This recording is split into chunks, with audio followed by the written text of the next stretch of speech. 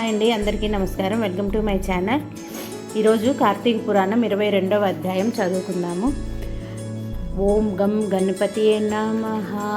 ఓం నమః శివాయ. కార్తీక పురాణం 22వ అధ్యాయం. పురంజయుడు కార్తీక పౌర్ణమి వ్రతము చేయుట. మరలా అత్రి మహాముని అగస్త్యునికిట్లు చెప్పదొడగెను.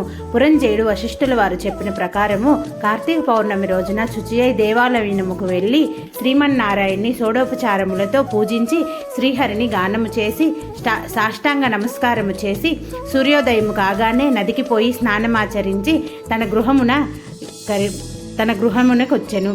అట్టి సమయంలో విష్ణు భక్తుడగు ఒక వృద్ధ బ్రాహ్మణుడు మెడ నిండా తులసిమాలలు ధరించి పురంజయుని సమీపించి, రాజా, విచారింపకము, నీవు వెంటనే చెల్లాచెదురయ్యున్న నీ సైన్యమును కూడా తీసుకొని యుద్ధ సన్నద్ధుడై శత్రురాజులతో పోరు సల్పుము, నీ రాజ్యము నీకు దక్కును అని దీవించి అదృశ్యుడయ్యను.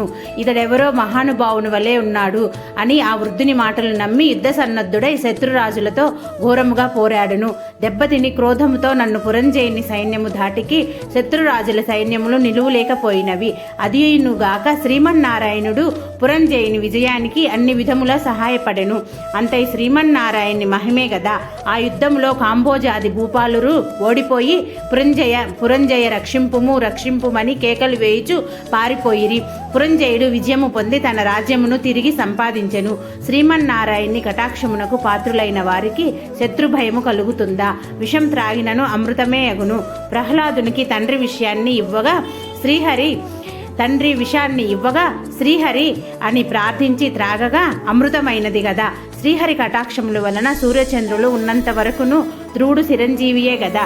హరినామ స్మరణ చేసిన వారికి శత్రువు మిత్రుడగును, అధర్ము ధర్మముగా మారును. దైవానుగ్రహం లేని వారికి ధర్మమే అధర్మమగును, త్రాడు పామై కరుచును.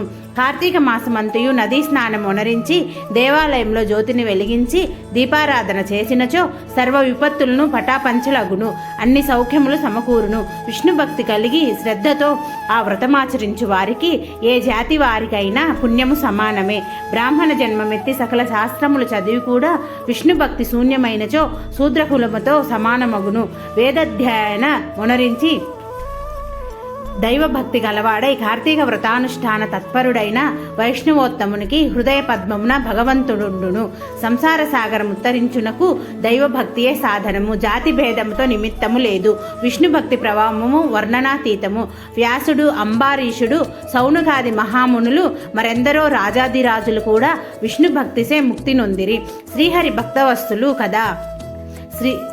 భక్తవస్తులు సదా పుణ్యాత్ములను కంటికి రెప్పవలే కాపాడుచుండును.